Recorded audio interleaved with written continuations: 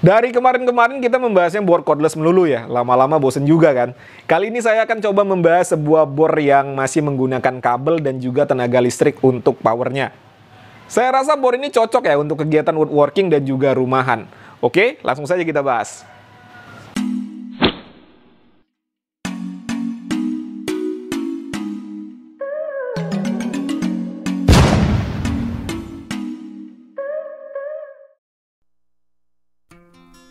Halo, assalamualaikum. Jumpa lagi dengan saya Putra. Kali ini kita akan membahas sebuah bor listrik dari brand Toshitta ya. Ini adalah mesin bor listrik tanpa ada fitur hammer impact, jadi tidak bisa untuk ngebor beton. Untuk tipenya adalah TS10VRB. Lalu di sini ada keterangan untuk fitur andalannya. Untuk kepala bornya ini sudah tidak menggunakan kunci ya atau keyless. Ini mirip-mirip dengan bor cordless ya. Lalu di sini terregistrasi untuk barang K3L. Oke, langsung saja kita unboxing.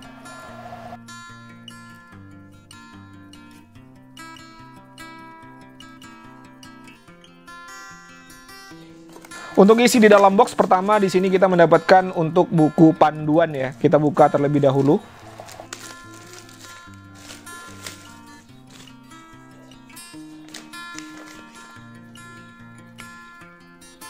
Untuk buku panduannya ini sudah berbahasa Indonesia. Lalu di sini ada kartu garansi, ada 2 lembar, dan untuk cara ngeklaim garansinya, kalian lebih bagus tanyakan langsung ke Instagram mereka ya, di Toshitta. Cari aja di Instagram pasti ketemu nih Toshitta, biar lebih jelas karena saya juga kurang paham.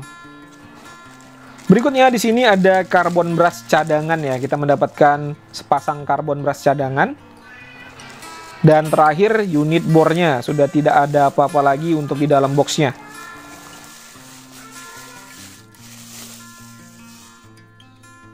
Kurang lebih bentuknya seperti ini.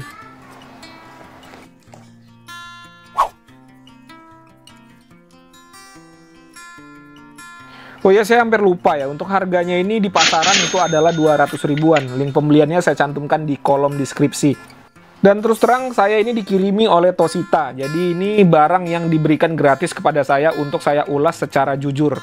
Untuk material bahan yang digunakan didominasi oleh plastik. Untuk kualitas plastik saya rasa sih ini sudah sesuai dengan harganya ya. Untuk harga 200 ribuan saya rasa ini sudah standar lah ya. Tidak jelek dan juga tidak bagus. Untuk caknya ini terlihat bagus ya. Di luarnya berbahan plastik dan di dalamnya berbahan besi. Ini kokoh, tidak goyang-goyang. Lalu yang warna hitam ini katanya grip karet ya. Tetapi ini sama sekali nggak kesat ya. Untuk feelsnya itu sama sekali tidak seperti menyentuh karet. Jadi ya kayak nyentuh plastik aja. Lalu berikutnya untuk finishing ini sama sekali nggak rapih ya. Bisa dilihat sendiri di sini ini jarang. Lalu di bawah sini juga ini jarang. Dan untuk potongannya atau cetakannya ini lebar-lebar ya. Jadi ini tajam-tajam di atas sini nih. Dan untuk part-part yang bisa digerakkan, penguncian caknya ini tidak ada masalah. Lalu untuk trigger juga smooth, tidak ada masalah. Reversible juga nggak ada masalah ya. Dan untuk kabelnya ini bagus ya, tebal. Dan untuk stekernya juga bagus.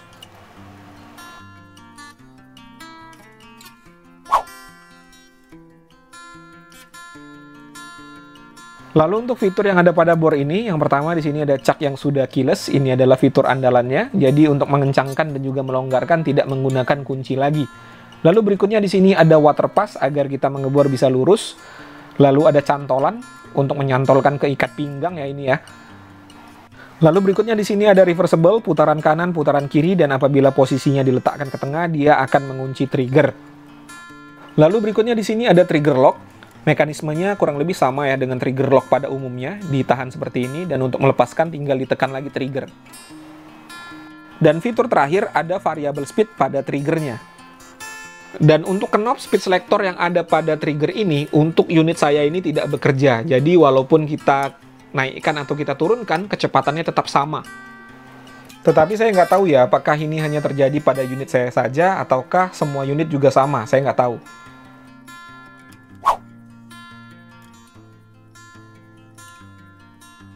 Untuk spesifikasi tertulis yang ada pada bor ini sudah saya cantumkan, jadi kalau mau baca silakan di-post saja. Pertama, saya akan menguji untuk konsumsi daya listriknya tanpa beban.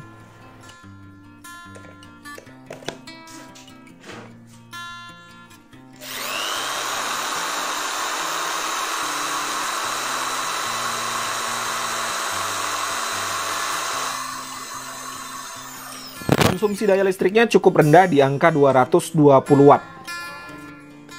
Berikutnya kita akan uji RPM-nya.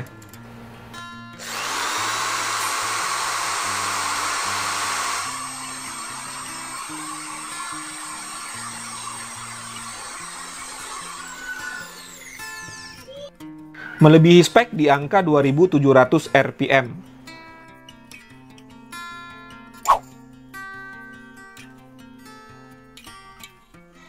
Untuk uji performa, melihat konsumsi daya listriknya yang hanya 200 watt, saya di sini memutuskan untuk menggunakan motherboard ukuran 8 mm. Untuk medianya adalah kayu mahoni dengan ketebalan 6 cm.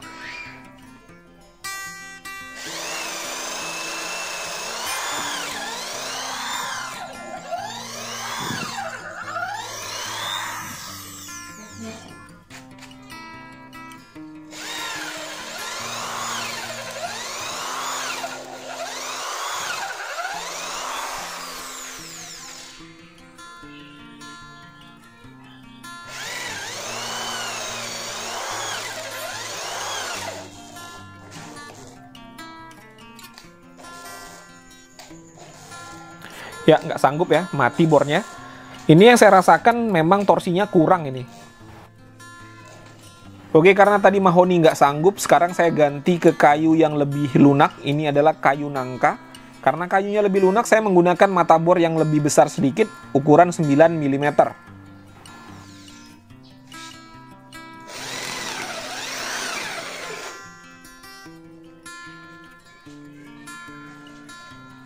Untuk caknya lepas ya, kita eratkan lagi.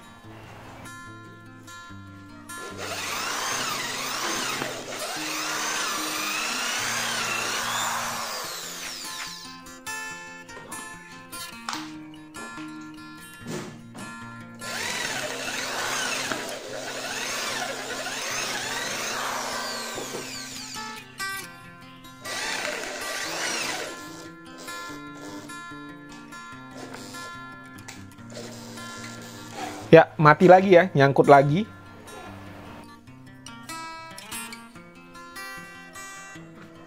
Oke, kita paksa aja ya. Padahal sudah menggunakan kayu yang lebih lunak.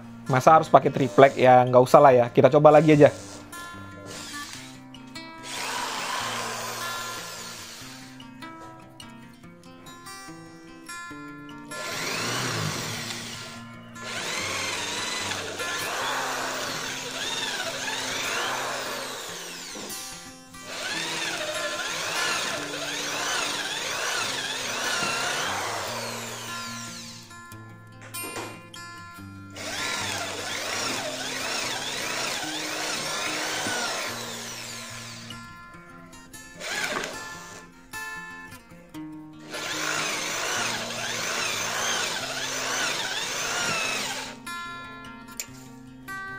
Karena lumayan panas di tangan, berikutnya kita akan ukur suhunya.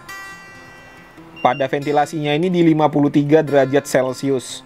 Yang panas itu di bawah sini nih. Ya, benar ya, di angka 67,9 derajat Celcius. Pada bagian sini terasa banget panasnya. Uji coba berikutnya saya akan mengebor pada baja ringan ukuran ketebalan 0,75 mm menggunakan motherboard 4 mm.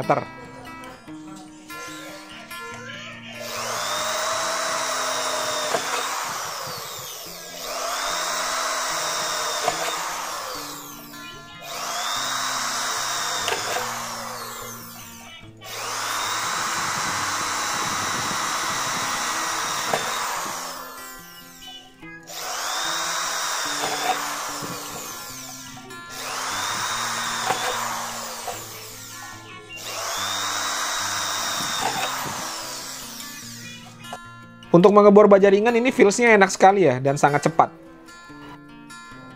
Uji coba berikutnya, media pengeborannya adalah hebel atau bata ringan. Di sini saya menggunakan motherboard ukuran 8 mm. Ini adalah motherboard masonry.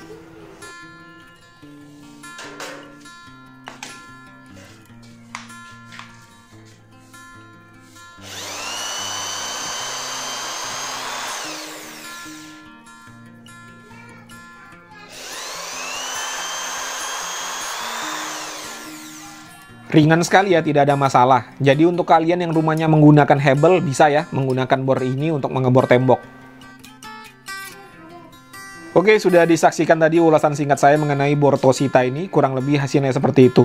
Berikutnya saya akan menceritakan bagaimana feels-nya atau bagaimana pengalaman saya menggunakan bor ini tadi. Jadi ini murni opini pribadi. Kalau kalian punya pendapat yang berbeda, tidak jadi masalah, dituliskan saja di kolom komentar.